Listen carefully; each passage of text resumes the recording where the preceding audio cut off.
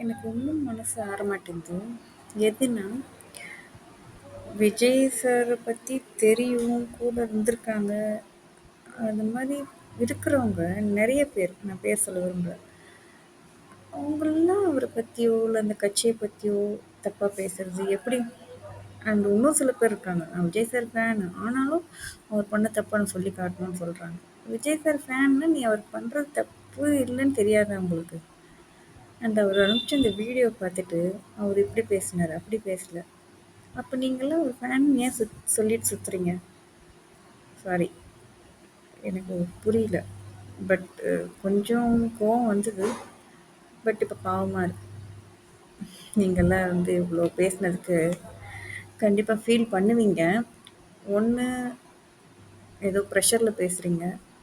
இல்ல யாரோ குடுக்குற ப்ரெஷர்ல பேசுறீங்க. இல்ல யாரும் உங்கள தப்பா நெனச்சிடக் கூடாதுன்னு பேசுறீங்க. ம். இதெல்லாம் வந்து